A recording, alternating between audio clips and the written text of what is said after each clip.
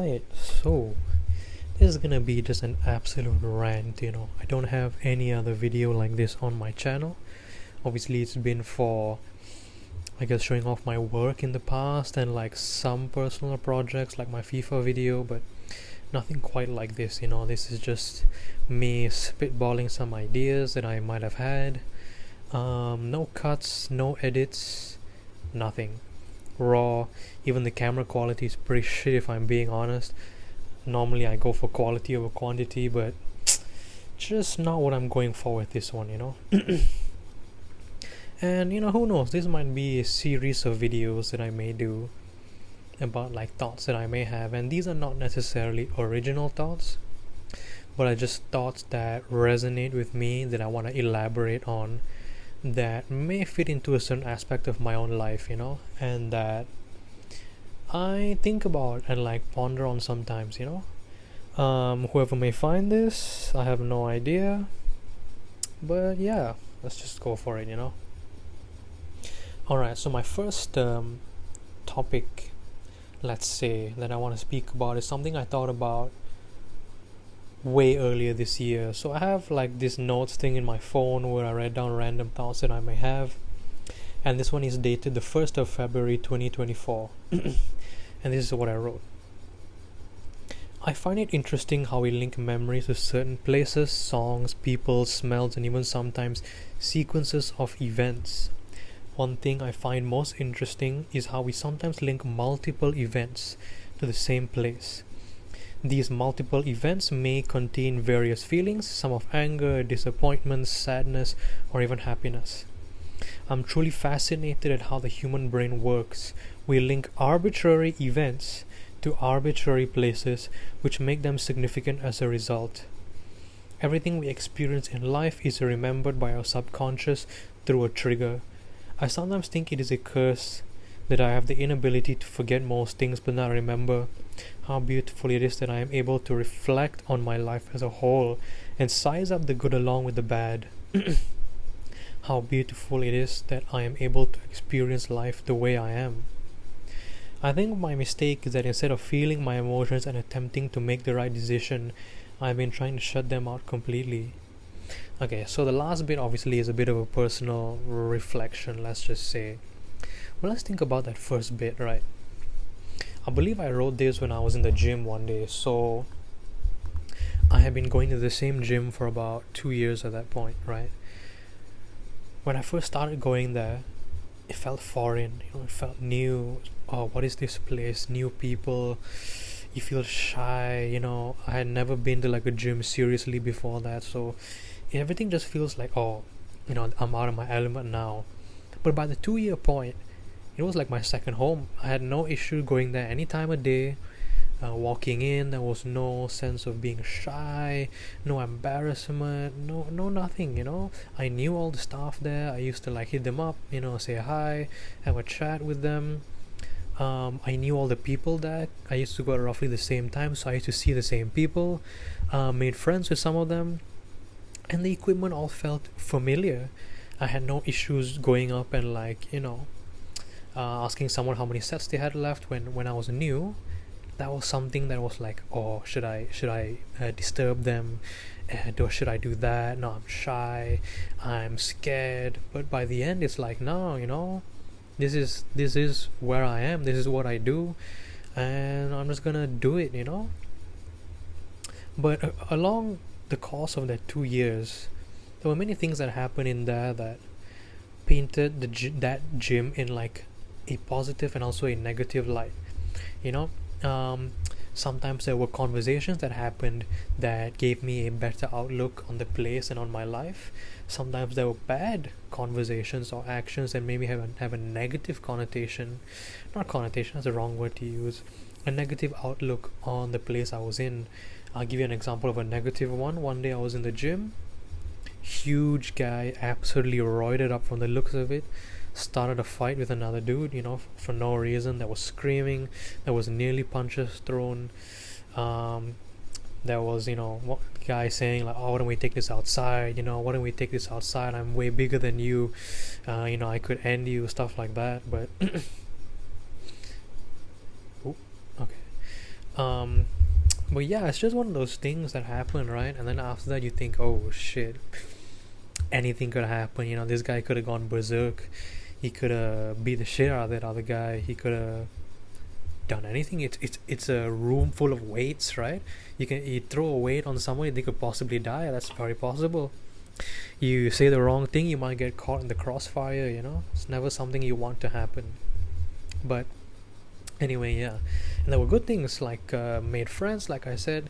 The first time I like walked up to someone or like approached somebody late at night, you think, oh, everyone's tired, there's like three guys in the gym, they don't want to be disturbed. But I was like, what the fuck, why not, approach this guy. We had a chill conversation.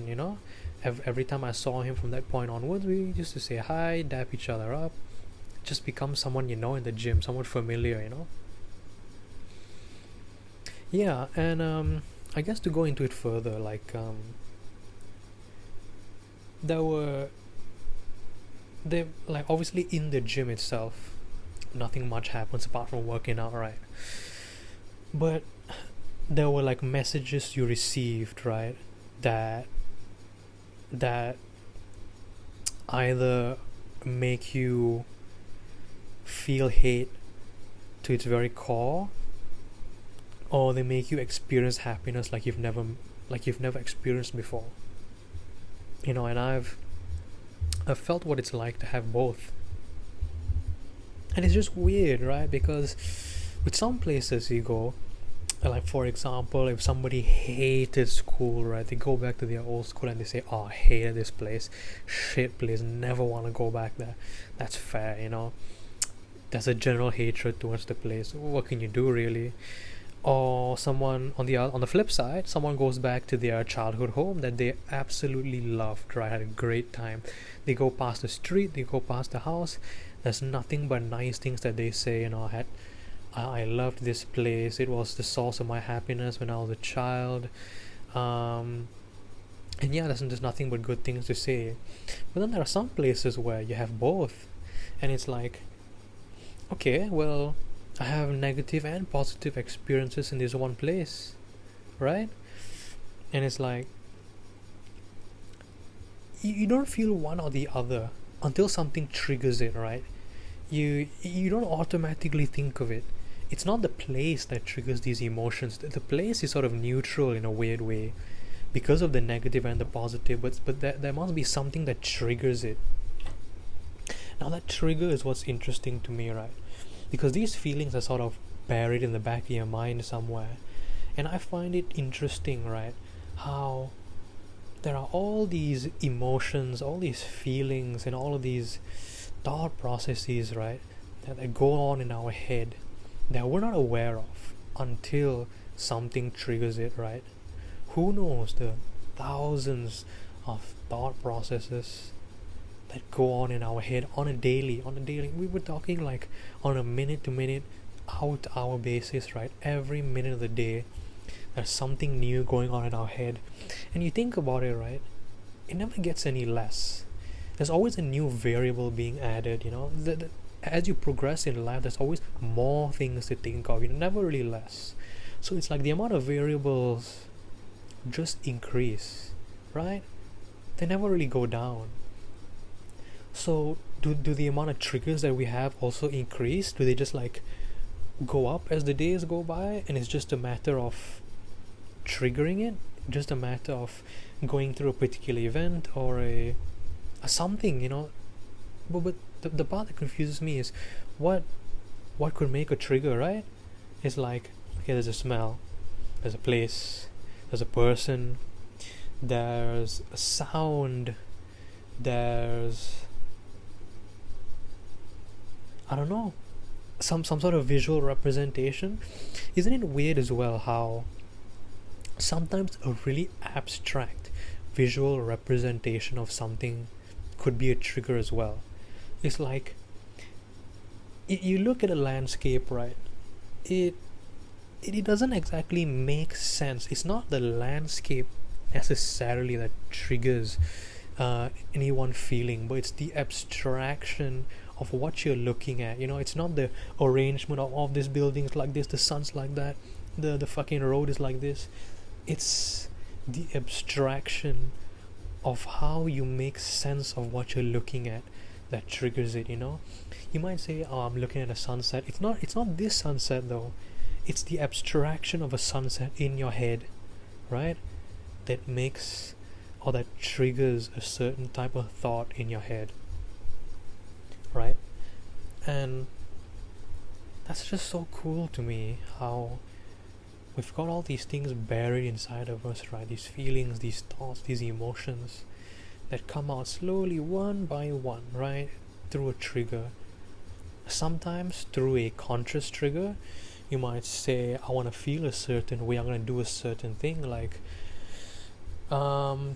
let's say food is a trigger, right? Let's say I'm having a bad day, I want to feel good, I want to trigger positive feelings, positive thoughts, emotions. Let's say my favorite food is, I don't know, let's say chocolate ice cream. I'm gonna go eat some chocolate ice cream.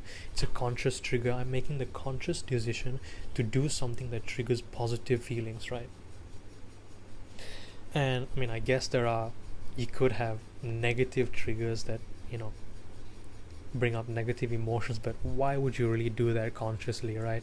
Unless, I mean, I'm sure there are people out there who do that, right? But it doesn't make sense in my head.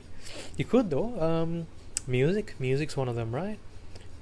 People just enjoy listening to depressing music because I guess some people like the feeling of depression, the feeling of hopelessness, right? That like sinking feeling in your stomach. I resonate with that a little bit. I guess I sort of get it, because sometimes when stuff isn't going right, that sinking feeling is comfortable in a weird way, you know. I don't think it's good for a prolonged period of time, because why would it be, right? Being in a depressive state of mind is never a good thing, but yeah, I mean, I get it, but I also don't. But yeah, that's about negative triggers, right? But then you have these triggers that pop up every now and then that are unconscious, right? And it's similar to feeling of deja vu, where you don't go out of your way to feel deja vu, right? You're going about your day, and all of a sudden it just sort of happens, you know. You look at something, you hear something, you smell something that makes you think a certain way, you know. And yeah, I mean, I felt this a couple of times in the past, you know. I mean, it's obviously nice when it's a positive thing, and you go into a good mood. That's never a bad thing. But it's not so nice when it's a negative thing, you know. When you're somewhere and all of a sudden think of these like not so nice thoughts, you're reminded of a not so good time. It could work out in your favor or not in your favor. If, let's say, you're a better spot in life and you're reminded of when you were in a worse place, I guess you could find comfort in the contrast to how your life is going, right? You can think that my life is going so much better now. You know, I'm really enjoying myself, I'm having fun, I actually love my life now. So I guess in that sense, yeah, you could think of that in a positive way. But if your life's not going so well, perhaps it's still going in the same direction, there isn't much progress being made, then yeah, I can see how it would rub someone the wrong way and not really help the situation, right? But yeah, huge rant. Anyway, going back to the thought about how like multiple places can have multiple different feelings, right? I don't know, I guess I just think like, could you consciously create these emotions? Like I don't know, I'm baffled with the whole thing of like how we even link these emotions to these things in the first place, you know. A song, a place, a sound, a smell, a scent, a fragrance, I don't even know, an action, an abstraction, colors, maybe, some people, objects, you know. We have design, certain kind of design language. Even we can say language, a language, and an accent could all be triggers for something that we have linked to it in the past, you know? This might seem like super fundamental, or let's say rudimental to some people, right? When people watch this, they're like, yo, what the fuck's wrong with you? You know, like, didn't you learn this in like year 4? But it's not so much that I am not aware that these things happen. I'm more baffled at how they do happen, you know? How does the brain work in such a way where we link these, like I said in my note as well, these arbitrary things. There's no, it's like, let's say I smell, I don't even know what's let's say I smell sandalwood, right? And it links me to when I used to do fruit painting when I was a child, right? Let's just say with my mom. And it's like why in the world would sandalwood remind me of that? But it's an arbitrary scent that I've linked to a completely arbitrary event in my life, right? And because of that, whoa, okay, I probably shouldn't do that again. um yeah, and because of that, they now become significant in a new and unique way where they're both linked and interlinked for the foreseeable future. I don't think these things ever lose value, to be honest, right? If something is so, if something so vividly triggers a certain feeling, I don't think you ever lose that. I mean, I'm only 20, 21, gonna be 22 soon, but so I guess I don't exactly know. But see, there's something I just thought about is, would you ever realize? Because some of these things are unconscious, right? So when I look at a landscape and I think about a certain thing, that's not conscious, that's unconscious. And because I've just only thought about it due to that trigger, would I ever remember if I forgot about it? Right? If I smell sandalwood, I only remember fruit painting because of sandalwood. But if I've now linked sandalwood to something else and I've unconsciously forgotten about the fruit painting, would I even remember it in the first place?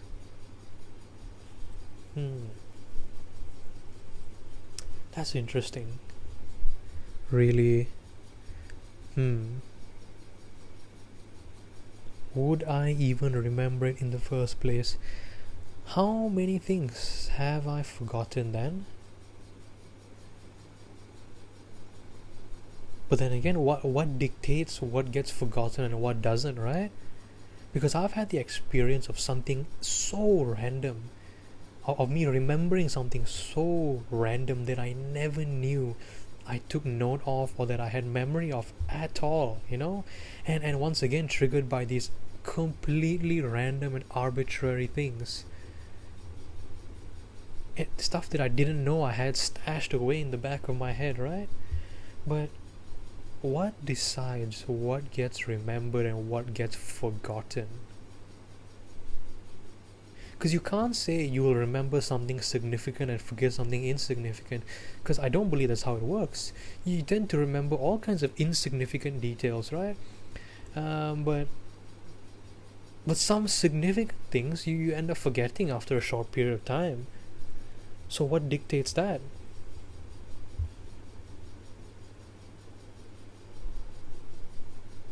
What does dictate it?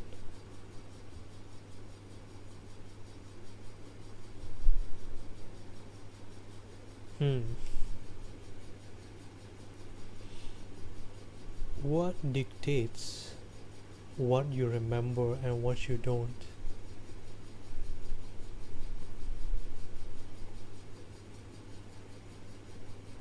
I can't think about it.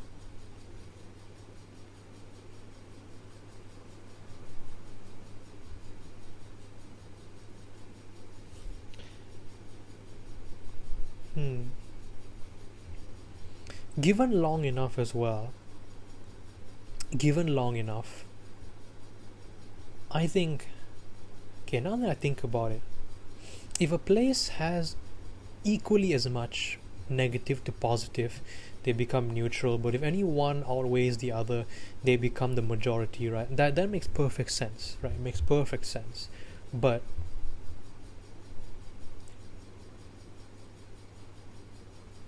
how do you know what has the majority?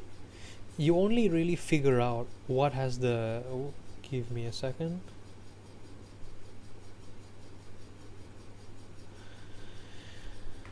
You only realize what has the majority once it's the majority, right? You don't really realize of like, oh, I'm starting to think negatively of it. I think I think I'm getting more negative towards it. It's like, no, once you resent it, then you realize, okay, the negative is outweighed the positive. It's like, for example, my feelings towards my home country, Malaysia, right?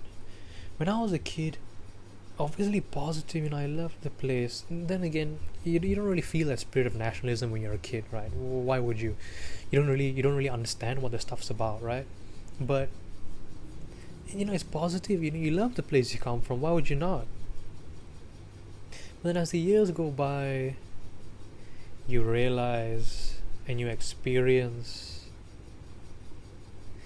and you come to the conclusion, yeah, maybe my country isn't all that, Not to say that Malaysia isn't a beautiful and amazing place, don't get me wrong, but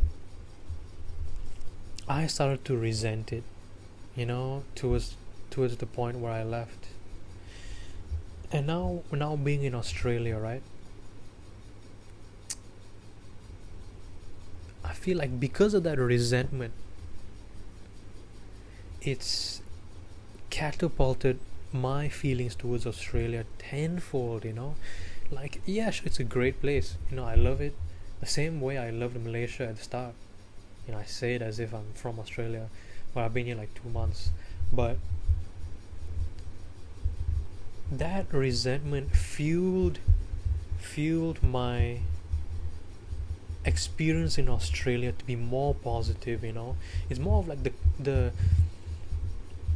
the happiness of me leaving due to my resentment made me want to love Australia more, which I do. No regrets. It's a beautiful place, and as of now, I absolutely love it, right? But we'll see. My brother was in the same boat, loved it, but as the years go by, the negatives creep in, and if you let them creep in enough, it changes your whole perspective on it. I'm gonna leave it with this, right? I'm gonna leave it with this. Everything is what you make of it, right? You may have a positive experience in a certain place, which gives it a certain meaning, right?